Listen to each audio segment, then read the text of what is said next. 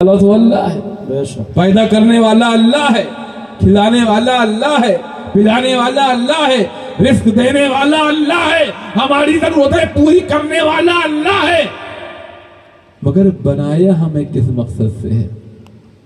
بہت خوب۔ کس مقصد کے لیے بنایا گیا ہے؟ اللہ نے ہمیں جس مقصد سے بنایا ہے وہ ہے اس کی عبادت کریں۔ اللہ نے ہمیں بنایا ہے کہ ہم اس کی عبادت کریں، تو کتنے لوگ اس مقصد پہ کھڑے اترتے ہیں؟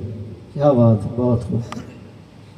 معمولی سے معمولی چیز اپنا مقصد نبھا رہی ہے، کیا بات ہے۔ معمولی سے معمولی چیز جس مقصد کے لیے بنائی گئی ہے وہ اپنا مقصد ایمانداری کے ساتھ نبھا رہی ہے، مگر اللہ نے جسے افضل المخلوقات بنایا ہے وہی اپنی ذمہ داری سے غافل ہے، وہی اپنے مقصد سے غافل ہے، تو غافل مت ہو۔ اس لیے پیڑ کی قدر تب تک ہوتی ہے، کسی شجر کی قدر تب تک ہوتی ہے جب تک وہ پھل دیتا ہے، سبحان اللہ، بہت جب خوب۔ تک وہ پھل دیتا ہے۔ اللہ تعالیٰ نے پیڑ کو بھی پیدا کیا ہے، اسی مقصد سے پیدا کیا ہے وہ ہمیں آپ کو پھل دے، وہ ہمیں آپ کو پھل دے۔ اور اگر وہی پیڑ اگر ہمیں پھل دینا بند کر دے، بہت خوب۔ اگر ہمیں وہ پیڑ پھل دینا بند کر دے تو اس پیڑ کی کوئی ویلیو ہوگی؟ اس پیڑ کی کوئی اہمیت ہوگی؟ نہیں ہوگی۔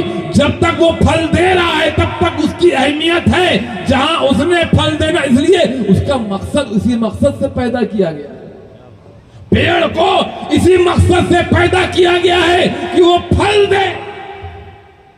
دے اور لوگ اس سے فائدہ اٹھائیں، اسے کھا کے اپنی بھوک مٹائے۔ مگر اگر وہ پیڑ اپنے مقصد سے ہٹ گیا،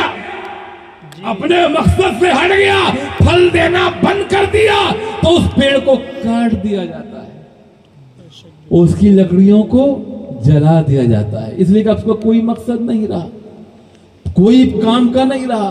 اسی لیے انسان سنو کہ تمہیں اللہ نے پیدا کیا ہے تو عبادت کے لیے پیدا کیا ہے، تم اللہ کے لیے عبادت کے لیے پیدا کیے گئے ہو۔ اگر تم عبادت سے غافل ہو جاؤ گے، اللہ کی عبادت کے منکر ہو جاؤ گے، تمہارا بھی وہی حال ہوگا جو بنا پھل والے درخت کا ہوتا ہے، اللہ اکبر۔